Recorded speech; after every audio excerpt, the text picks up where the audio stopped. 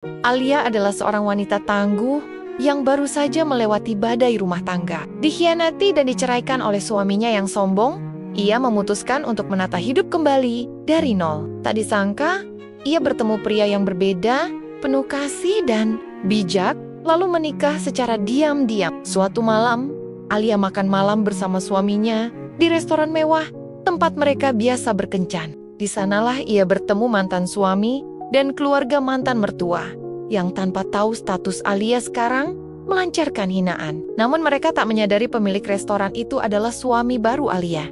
Sebuah momen elegan dan mengejutkan pun terjadi. Saat masa lalu dan masa kini bertemu dalam satu ruangan, udara pagi di Jakarta selalu terasa padat. Bukan cuma karena kemacetan atau klakson bersahut-sahutan, tapi karena banyaknya pikiran orang-orang yang berjalan tergesa di bawah langit abu-abu kota. Salah satunya adalah Alia, dengan rambut yang digulung, asal dan tas selempang kecil. Alia melangkah keluar dari apartemen mungilnya di lantai 3. Tangan kirinya menggenggam kotak bekal plastik berisi nasi dan sayur bening, sisa masakan semalam. Sejak bercerai setahun lalu, hidupnya berubah drastis. Dulu, ia punya supir pribadi. Sekarang, ia naik Transjakarta setiap hari. Tapi entah kenapa, ia merasa lebih tenang. "Bu Alia, jangan lupa, listriknya mau diputus kalau belum dibayar minggu ini," ujar Bu Ratmi, pemilik kos, sambil menyapu di depan pintu. Alia tersenyum kikuk. "Iya, Bu. Minggu ini saya lunasi." Ia tahu itu bohong kecil. Gajinya di toko bunga belum cukup untuk menutupi semua tagihan. Tapi Alia bukan tipe perempuan yang merengek atau mengiba. Sudah cukup air mata yang ia buang. Untuk laki-laki bernama Reza. Reza, nama itu masih seperti duri kecil di hati. Dulu mereka menikah setelah pacaran 5 tahun. Reza ganteng, mapan, dan berasal dari keluarga terpandang. Alia pikir dia adalah pria yang akan menua bersamanya. Tapi ternyata, rasa cinta Reza hanya kuat selama Alia tampil cantik, patuh, dan tidak punya suara. Begitu Alia keguguran, dan wajahnya mulai tampak lelah karena stres pekerjaan rumah tangga, Reza perlahan berubah. Tak ada lagi pelukan, tak ada lagi sayang. Yang ada hanya kritik, omelan, dan tatapan jijik. "Alia tuh makin hari makin kusam. Malu gue kalau ajak kamu ke acara kantor," kata Reza suatu malam, sambil mencuci tangannya. Dari sisa makanan yang Alia masak dengan hati-hati, ucapan itu menghantam lebih keras dari tamparan. Tapi ia masih mencintai Reza. Ia pikir, mungkin kalau ia lebih rajin berdandan, lebih kurus, lebih instagramable, Reza akan kembali mencintainya. Tapi semua usaha itu sia-sia. Reza sudah punya orang lain, perempuan muda, anak, konglomerat yang tampilannya seperti keluar dari majalah fashion. Perceraian itu terjadi cepat. Bahkan Reza menyuruh pengacaranya yang mengurus semua. Seolah Alia hanya sisa sampah yang ingin segera dia buang. Tapi hidup harus lanjut, pikir Alia. Ia bangkit perlahan, cari kerja, sewa kamar kecil, belajar masak sendiri. Ia bahkan ikut kelas merangkai bunga, dan akhirnya diterima kerja di sebuah toko bunga di kawasan Senopati. Di sana, setiap hari ia mencium aroma segar bunga matahari, mawar, dan lavender. Entah kenapa, itu sedikit menyembuhkan luka di hatinya. Di toko bunga itulah Alia belajar menjadi dirinya sendiri lagi. Bukan sebagai istri seseorang, bukan perempuan yang harus selalu sempurna, tapi sebagai manusia yang bisa salah, bisa sedih, tapi juga bisa tumbuh. Suatu siang, saat sedang menyusun buket pernikahan, datang pesanan besar dari restoran mewah bernama Adagio. Pemiliknya ingin bunga segar dikirim ke setiap meja VIP. Alia diminta mengantar langsung karena bosnya sedang cuti. Ayah sempat ragu, bukan karena malas, tapi karena restoran itu terkenal hanya dikunjungi orang-orang kelas atas. Ia merasa kecil. Tapi ia tetap pergi. Dengan buket-buket bunga di tangan dan langkah hati-hati, ia masuk ke Adagio.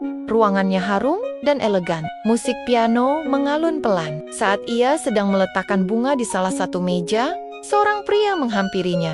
"Ini cantik sekali. Kamu yang susun?" tanyanya. Alia menoleh. Pria itu mengenakan kemeja putih yang digulung di lengan. Senyumnya hangat, matanya tajam tapi tidak menghakimi. Ada sesuatu dalam tatapannya yang membuat Alia merasa tidak dinilai. "Iya, saya," jawab Alia pelan. "Namamu siapa?" "Alia." "Terima kasih Alia. Aku Adrian." Mereka hanya berbicara sebentar, tapi di balik percakapan singkat itu, Ada percikan kecil yang mulai menyalayang, bahkan Alia sendiri belum sadari. Saat ia berjalan keluar dari restoran, untuk pertama kalinya setelah sekian lama, Alia tersenyum karena hatinya terasa ringan. Dia tak tahu, pertemuan sederhana itu akan mengubah arah hidupnya. Dan Reza, suatu hari nanti, akan duduk di meja yang sama. Tapi Alia sudah bukan wanita yang sama.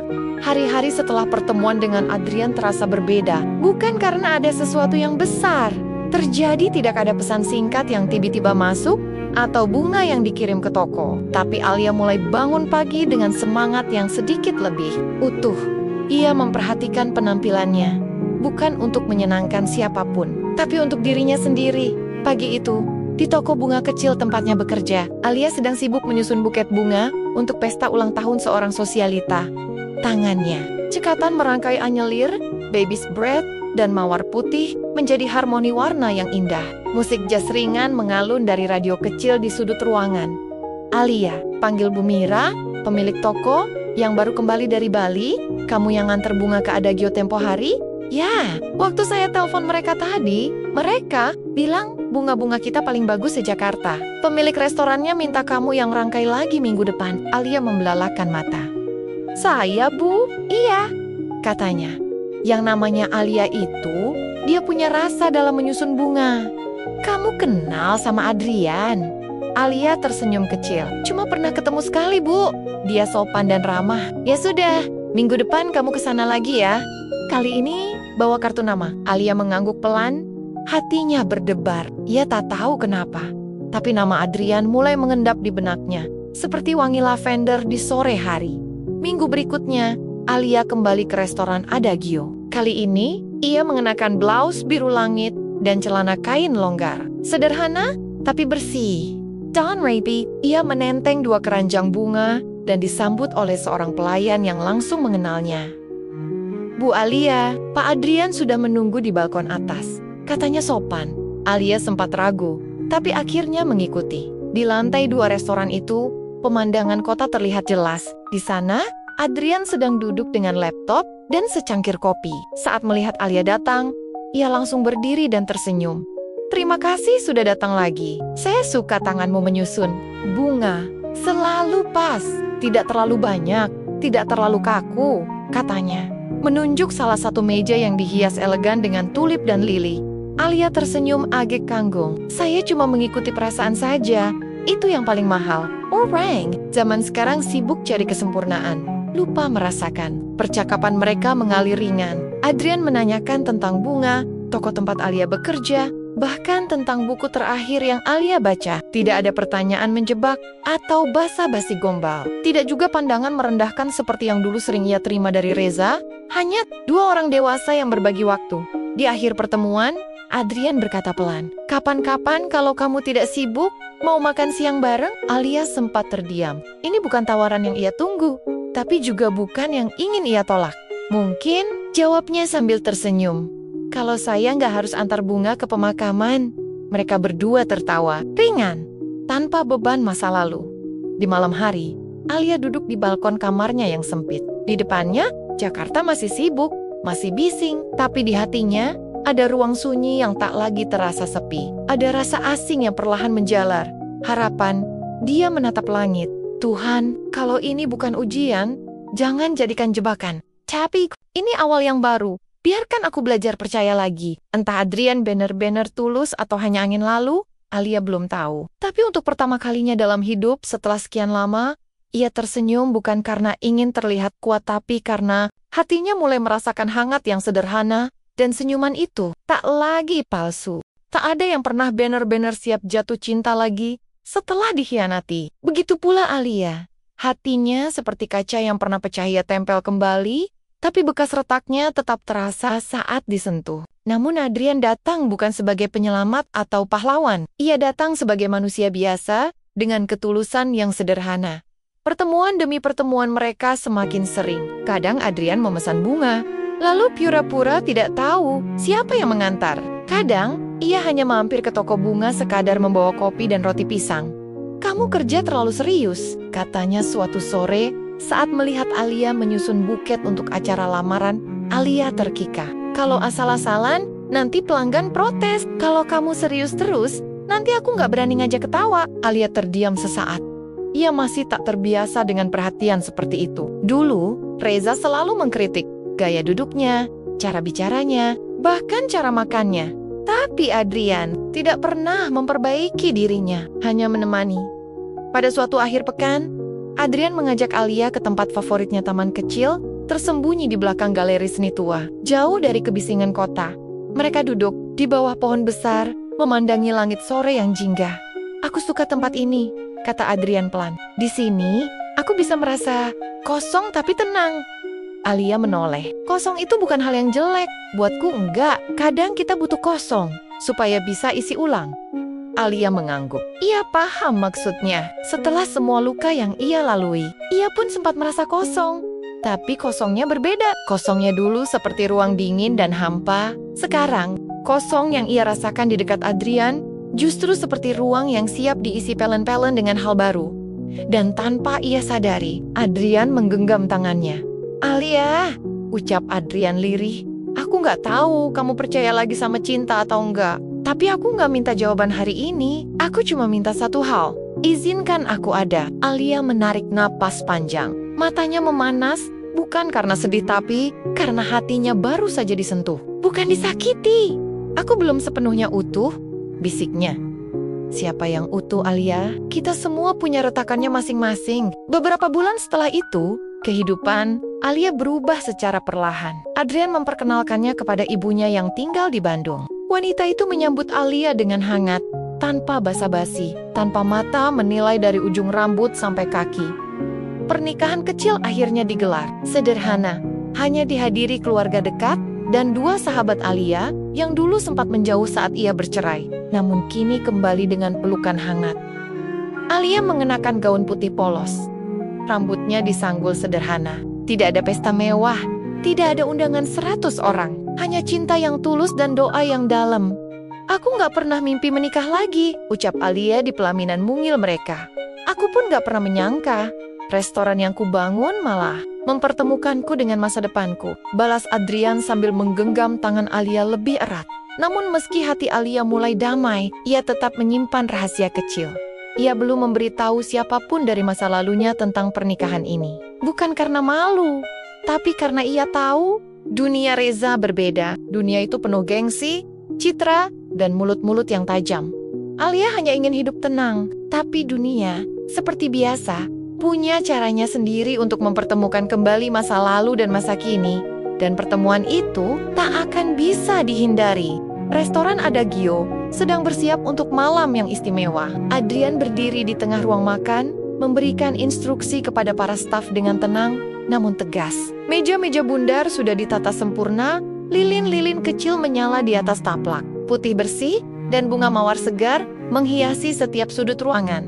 "Ini malam penting," ucap Adrian sambil memeriksa daftar reservasi di ponselnya. "Ada satu keluarga besar yang pesan private dinner di ruang VIP. Pastikan semuanya sempurna." Alia duduk di sudut ruangan, membantu menyusun bunga. Sejak menikah, ia tak lagi bekerja penuh waktu di toko bunga. Tapi ia tetap mencurahkan hatinya dalam setiap rangkaian untuk Adagio. Ia menikmati peran barunya sebagai istri Adrian. Tenang, tidak terburu-buru, dan tanpa tekanan. "Kamu mau makan malam di sini aja malam ini?" tanya Adrian saat menghampirinya. Alia mengangguk. "Aku bawain kamu puding mangga kesukaanmu." "Wah, makin cinta nih," goda Adrian, mencubit lembut pipinya sebelum kembali sibuk dengan koordinasi. Alia duduk sejenak di bangku bar dekat dapur, memperhatikan keramaian dari jauh. Ia tersenyum bukan karena semuanya sempurna, tapi karena ia tahu kali ini ia hidup di tempat yang penuh cinta. Bukan sekadar formalitas, tapi senyumnya perlahan memudar saat mendengar nama yang disebut. Salah satu staf reservasi atas nama Reza Santosa. 8 orang. Mereka minta ruangan VIP. Sudah siap semua. Alia tertegan.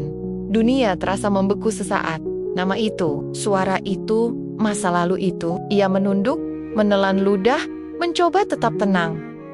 Mungkinkah itu Reza yang sama? Men, suaminya? Apakah dunia sekecil itu? Beberapa menit kemudian, pintu utama terbuka, dan benar saja sosok itu muncul. Reza, dengan jas mahal dan senyum angkuh yang tak berubah sedikit pun. Di sampingnya, Seorang wanita muda dengan gaun mencolok menggamit lengannya. Di belakang mereka, orang tua Reza dan dua adik perempuannya yang dulu sering menyindir Alia dengan tatapan meremehkan. Alia cepat-cepat bangkit dan bersembunyi di balik rak bunga. Ia mencoba menyamarkan keberadaannya, menunduk, pura-pura sibuk. Tapi jantungnya berdetak begitu keras hingga telinganya berdesing. Mereka duduk di ruang VIP. Tawa mereka terdengar sampai ke dapur. Alia bisa menangkap potongan kalimat familiar seperti gengsi, kelas dan mantan yang nyebelin. Ia menarik napas dalam-dalam. Ini bukan waktunya untuk panik. Ini restorannya juga. Ini rumahnya sekarang. Ia bukan Alia yang dulu yang lemah, yang diam, yang menerima hinaan dengan tunduk. Namun tetap saja, luka lama seperti menyengat kembali. Alia, suara Adrian memanggilnya. Lembut tapi tegas. Kamu nggak apa-apa? Ia menggeleng. Reza, ada di sana. Adrian menatapnya dalam-dalam, lalu mengangguk perlahan. Kamu mau pulang dulu? Alia menggeleng lagi. Tidak. Aku nggak akan sembunyi. Adrian tersenyum tipis, bangga, lalu menggenggam tangannya sejenak.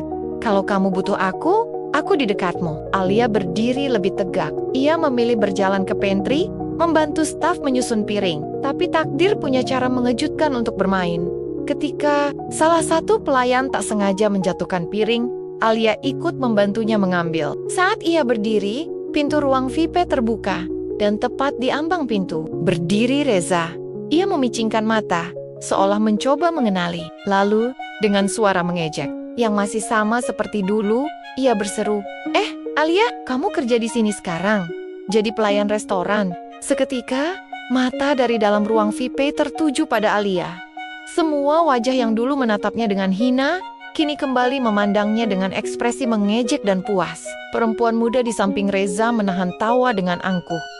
Alia diam, senyumnya kaku. Tapi ia tidak lari, tidak mundur. Belum saatnya ia bicara. Belum waktunya mereka tahu siapa dia sekarang. Tapi malam belum selesai. Dan puncak permainan baru akan dimulai. Jadi kamu kerja di sini sekarang, Alia? Pertanyaan Reza masih menggantung di udara. Nadanya sinis dan merendahkan. Seolah ingin memastikan bahwa hinaan itu masuk ke relung hati Alia. Alia menatapnya sekilas. Wajah yang dulu ia kenal luar dalam. Itu masih sama. Bersih, licin dan sombong. Namun kini, ia melihatnya tanpa rasa cinta. Hanya seperti melihat bingkai kosong yang dulu pernah menggantung di dinding rumahnya. Iya, saya di sini, jawab Alia pelan namun tegas. Reza tertawa kecil, lalu menoleh ke dalam ruangan. Mama, Papa, lihat, mantan menantu kesayangan kita sekarang. Kerja jadi pelayan restoran. Dunia emang muter ya. Ibunya, Bu Ratna, mengerucutkan bibir. Pantesan, tadi saya pikir mirip siapa. Alia ternyata, tapi makin kurusan ya. Kelihatan capek banget, kasihan. Alia masih diam. Ia tahu permainan. Ini permainan yang sama yang pernah membuatnya menangis malam-malam di kamar mandi hinaan halus. Tatapan meremehkan, kalimat yang dibalut senyum palsu. Tapi kali ini, ia tidak menangis. Ia hanya berdiri. Perempuan muda yang menggamit tangan Reza yang tak lain adalah istri barunya menatap Alia dari ujung rambut ke kaki. Lalu berkata, kamu tetap suka ngatur bunga ya? Dari dulu memang lebih cocok jadi dekorator daripada istri. Itu menyakitkan. Tapi Alia tersenyum. Bunga tidak pernah menyakiti siapapun. Tidak seperti manusia. Reza menaikkan alis. Iya juga sih. Tapi tetap aja. Nyakitin ego gue lihat. Mantan istri kerja jadi tukang hias restoran yang gue datengin. Reza, saut Alia masih dengan senyum tenang. Ego kamu pasti mudah tersakiti kalau kamu ukur semuanya dari status dan penampilan. Suasana mulai canggung. Beberapa tamu lain yang duduk di meja sekitar melirik, tapi Reza tetap nyinyir. Alia, kamu harusnya sadar. Kamu gagal. Dulu kamu gak bisa bikin gue betah di rumah. Dan sekarang, lihat aja. Kamu ada di sini, ngelayanin. Itu kalimat terakhir yang memecahkan ruang kesabaran dalam hati Alia. Tapi bukan dengan marah, ia membalas. Melainkan dengan kepala tegak, ia menatap Reza dalam-dalam. Lalu melangkah mendekat ke arah meja mereka. Semua mata tertuju padanya. Menunggu apakah ia akan berteriak atau melempar piring. Tapi Alia hanya berdiri tenang. Saya minta maaf dulu, karena pernah mencintai kamu dengan seluruh yang saya punya. Tapi saya tidak akan pernah minta maaf, karena memilih untuk sembuh dan bahagia. Reza mendenggis. Bahagia dari mana? Hidupmu gitu-gitu aja. Belum sempat Alia menjawab. Tiba-tiba seseorang muncul dari arah dapur utama. Langkahnya mantap, wajahnya tenang. Adrian, semua kepala menoleh, termasuk Reza dan keluarganya. Mereka tidak mengenali sosok itu, tapi dari cara para staf memberi jalan dan cara pelayan membungkuk, mereka tahu pria ini bukan orang sembarangan. Adrian berjalan ke samping Alia, lalu menggenggam tangannya di hadapan semua orang. Masalahnya, kalian tidak tahu siapa yang sebenarnya berdiri di hadapan kalian sekarang. Suara Adrian tenang, tapi menggema seperti petir dalam ruang makan itu. Perkenalkan, saya Adrian, pemilik restoran ini, dan Alia adalah istri saya. Suasana seketika membeku, mulut Reza menganga. Ibunya nyaris tersedak air minumnya. Adik, Reza menunduk dengan mata membulat, dan si istri muda hanya bisa melongo. Wajahnya kehilangan sinar sombongnya. Restoran ini milik kalian berdua? Reza akhirnya bersuara, dengan nada tak percaya. Bukan, milik saya, jawab Adrian, tetap tersenyum. Tapi semuanya yang saya punya saya bagi untuk istri saya, termasuk kehormatan. Alia menatap suaminya dengan mata berkaca-kaca. Karena ingin pamer, tapi karena akhirnya ada seseorang yang berdiri untuknya. Dengan sepenuh hati, Reza menatap Alia lagi. Kali ini bukan dengan ejekan, tapi dengan sesuatu yang lebih pahit, penyesalan. Namun Alia sudah selesai dengan masa lalu. Ia tak butuh pengakuan, ia hanya ingin damai. Silakan nikmati makan malam kalian, ucap Alia. Dan jangan khawatir, pelayan di sini sudah terlatih untuk melayani dengan baik. Saya hanya lewat untuk menyapa kenangan. Dengan langkah ringan, Alia menggandeng tangan Adrian dan berjalan pergi. Ia tidak menoleh ke belakang. Karena untuk pertama kalinya, masa lalu benar-benar ia tinggalkan. Ruang VIP restoran Adagio yang semula hangat dan penuh gelak tawa, kini berubah menjadi senyap. Tak ada lagi suara-suara sombong yang membanggakan jabatan, tas bermerek, atau silsilah keluarga. Semua terdiam setelah pengakuan Adrian. Reza duduk di kursinya dengan rahang mengeras. Matanya masih menatap pintu tempat Alia dan Adrian keluar beberapa menit lalu. Ia terlihat mencoba merangkai kenyataan yang baru saja meledak di hadapannya. Ibunya, Bu Ratna, menyeka sudut bibir dengan tisu, lalu bersuara, "Itu nggak mungkin, Alia. Jadi istri pemilik restoran sekelas ini, kamu yakin tadi dia bilang suaminya?" Istri muda Reza masih terpaku, bahkan tidak menyentuh makanannya. Wajahnya kaku, pucat, gila. Dia bisa naik kelas secepat itu. Gumam adik. Reza yang termuda, lirih, hampir tak percaya. Reza menggenggam gelas anggurnya, tapi tidak meminumnya. Ada rasa pahit yang lain yang memenuhi tenggorokannya. Ini bukan lagi soal makan malam. Ini tentang harga diri yang retak, tepat di depan keluarganya, di depan istri barunya. Dulu dia cuma bisa masak sop, sekarang punya restoran. Gumamnya pelan, entah ditujukan pada siapa. Sementara itu, di rooftop restoran, Alia berdiri menatap langit malam yang dipenuhi lampu-lampu kota. Tangannya masih digenggam Adrian, erat, hangat, dan tak goyah.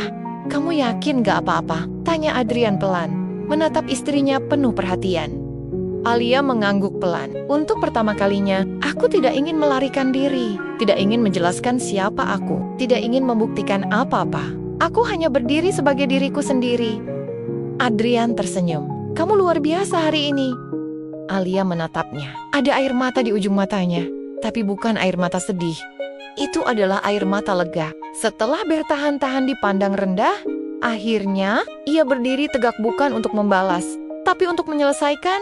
"Aku gak pernah bayangin bisa begini. Waktu aku tinggal di kamar sempit, makan mie instan tiap malam, aku pikir Tuhan udah selesai sama aku. Ternyata belum. Dan ternyata," tambah Adrian sambil menyentuh pipinya, "Tuhan kirim kamu ke restoran ini. Bukan cuma untuk kerja, tapi untuk bertemu aku." Mereka berdua tertawa kecil. Ringan, bukan tawa kemenangan, tapi tawa dua orang yang saling menyembuhkan. Beberapa menit kemudian, pelayan membawa sebuah not kecil. "Maaf Pak, ada yang menitipkan ini untuk Ibu Alia," ucapnya sopan. Alia membuka kertas itu. "Maaf, aku salah, kamu jauh lebih dari yang aku kira." Reza Alia membaca pelan, lalu melipatnya dengan tenang. Ia tidak tersenyum, tidak juga menangis. Ia hanya menyimpan surat itu di tas kecilnya. Adrian melihat ekspresinya. "Kamu marah?" "Tidak," jawab Alia jujur. "Aku cuma kasihan Karena dia baru sadar sekarang, saat aku sudah tak lagi butuh pengakuan darinya. Lalu ia menatap mata suaminya. Tapi aku berterima kasih pada masa laluku. Karena kalau aku tidak terluka, aku mungkin tidak akan tahu bagaimana rasanya benar-benar. Adrian menarik Alia ke pelukannya. Malam itu, di atas langit Jakarta yang hangat, mereka berdiri seperti dua manusia yang telah menyelesaikan peperangan batin paling berat dan menang, tanpa harus menghancurkan siapapun. Di lantai bawah, Reza dan keluarganya meninggalkan restoran lebih awal dari rencana. Malam mereka berakhir sunyi. Bukan karena makanan tak enak, tapi karena kenyataan pahit baru saja disajikan dengan elegan di hadapan mereka. Sementara itu, di rooftop, Alia menikmati teh hangat buatan Adrian, memandangi bintang-bintang yang tersembunyi di balik awan kota. Malam itu, ia tahu satu hal pasti. Ia bukan hanya telah bangkit, ia telah menjadi versi terbaik dari dirinya sendiri. Dan tak ada satupun hinaan di dunia ini yang bisa mengambil itu darinya. Beberapa hari berlalu, sejak malam yang tak terlupakan itu di restoran Adagio. Hidup kembali seperti biasa. Namun ada sesuatu yang berbeda dalam diri Alia, bukan pada cara ia berpakaian atau cara ia tersenyum, melainkan cara ia melihat dunia. Dulu, ia merasa harus berlari dari masa lalunya. Kini, ia berdiri berdampingan dengannya. Ia tidak menyangkal pernah disakiti, tidak menyangkal pernah menangis karena cinta yang salah. Tapi ia juga tahu, semua luka itu telah membentuk dirinya yang sekarang lebih kuat, lebih sadar akan harga diri, dan yang terpenting, lebih mencintai dirinya sendiri. Pagi itu, Alia duduk di balkon rumah kecil mereka yang asri, di tangannya secangkir kopi hangat, dan di pangkuannya sebuah buku puisi yang baru saja ia beli. Ia membacanya pelan, lalu tersenyum. Bangun pagi, sekarang rajin banget, istri saya, celetuk Adrian dari balik jendela, sambil mengeringkan rambutnya dengan handuk. Alia menoleh. Biar hidup nggak cuma jalan, tapi juga disyukuri. Adrian tertawa kecil, lalu mencium kening Alia. Aku bersyukur ketemu kamu. Kalimat itu sederhana tapi bagi Alia terasa seperti pelukan hangat di hati. Dulu, kata-kata seperti itu hanya A to D drama, kini jadi bagian dari kesehariannya. Siang harinya, Alia berkunjung ke toko bunga lamanya. Bukan untuk bekerja, tapi hanya ingin menyapa Bu Mira dan Tuman Temonia yang dulu setia mendengarkan curhatnya di antara susunan mawar dan krisan. Kamu makin cantik, Lia, auramu beda banget, ujar Bu Mira sambil menyusun bunga lavender. Mungkin karena aku udah gak capek berpura-pura kuat, jawab Alia santai. Sekarang kalau sedih ya sedih, kalau marah ya bilang, tapi aku gak bawa dendam lagi. Kamu datang bukan untuk pamer kan? Goda salah satu pegawai muda.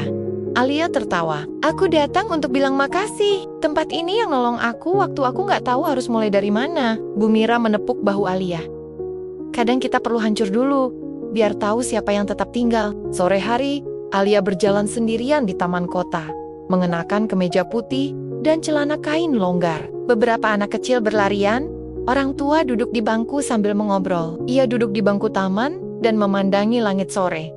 Di saat-saat seperti ini, ia sering merenung tentang dirinya dulu, tentang betapa ia pernah merasa tidak cukup, tidak cantik cukup, tidak cerdas cukup, tidak sukses cukup. Semua itu karena ia hidup dalam standar yang dipaksakan oleh orang lain. Tapi kini, ia tahu, cukup itu bukan tentang seberapa hebat kita di mata orang, tapi seberapa damai kita di dalam hati. Ia membuka catatan kecil dari tasnya, sebuah surat yang ditulisnya beberapa bulan lalu, saat ia baru menikah dengan Adrian. Untuk diriku di masa depan, jika suatu hari kamu lupa betapa kuat kamu telah bertahan, bacalah surat ini. Ingatlah semua malam penuh air mata, semua pagi dengan tubuh gemetar. Tapi kamu tetap bangun, kamu tetap melangkah. Dan lihatlah dirimu sekarang. Kamu adalah perempuan yang tak hanya bertahan tapi menang, tanpa harus membalas. Alia menutup catatan itu, menghela napas, lalu menatap langit yang mulai berwarna oranye. Ia tersenyum, bukan karena hidupnya sempurna, tapi karena ia akhirnya merasa cukup-cukup untuk dicintai, dihormati, dan dihidupi sebagai dirinya sendiri. Di tempat lain, Reza duduk di dalam mobil mewahnya, menatap layar ponsel. Ia membuka akun Instagram Alia secara type. Ada foto Alia dan Adrian, tertawa, sederhana tapi hangat. Ia tak memberi komentar, tak menyukai foto itu, hanya diam, menatap, dan membatin dalam hati. Kenapa bukan aku yang bersikap begitu ke dia dulu? Tapi, penyesalan memang selalu datang ketika orang yang dulu kamu abaikan sudah menjadi orang yang tidak bisa kamu sentuh lagi.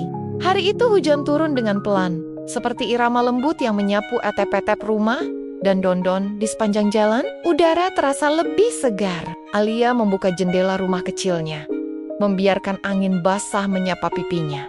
Ia baru saja selesai membuat sarapan sederhana, roti panggang, telur mata sapi, dan teh melati. Adrian masih tertidur setelah lembur hingga larut malam untuk mempersiapkan peluncuran cabang baru restoran mereka di Bandung 3 tahun yang lalu. Alia tak pernah membayangkan bisa berada di titik ini. Ia pikir hidupnya akan berakhir di kamar sewa sempit dengan luka yang tak kunjung sembuh. Tapi hidup punya caranya sendiri untuk menata ulang arah. Kini, ia tidak hanya menjadi istri dari seorang pemilik restoran, tapi juga seorang penulis blog dan pegiat komunitas perempuan penyintas. Ia berbagi kisah, menyemangati, dan mendengarkan cerita dari banyak perempuan yang dulu merasa hancur seperti dirinya. Pagi itu, ia menerima pesan dari salah satu pengikut blognya. "Kak Alia, terima kasih sudah membuat aku percaya bahwa luka bisa sembuh dan hidup bisa dimulai ulang." Alia membaca pesan itu dengan mata berkaca-kaca. Ia tahu, bukan tulisan atau ceritanya yang menyembuhkan orang-orang, tapi keberanian untuk terbuka itu yang membuat orang merasa tidak sendiri. Ia lalu membuka laptop dan mulai menulis. Judul, "Luka yang membawa terang dulu. Aku mengira hidup berhenti saat cinta berhenti. Aku mengira harga diriku tergantung dari mulut orang-orang yang menilainya. Tapi ternyata harga diri itu tumbuh ketika kita memutuskan untuk mencintai diri sendiri. Meski dunia mencaci, aku tidak lagi ingin membalas. Aku hanya ingin melangkah. Karena saat kamu berhenti ingin membuktikan sesuatu kepada orang lain, disitulah kamu mulai hidup dengan sebenar-benarnya." Ia mengklik tombol publish, lalu menarik napas panjang. Hujan masih turun, tapi hatinya terasa cerah. Siang itu, Adrian bangun dan memeluknya dari belakang saat ia sedang menyeduh kopi.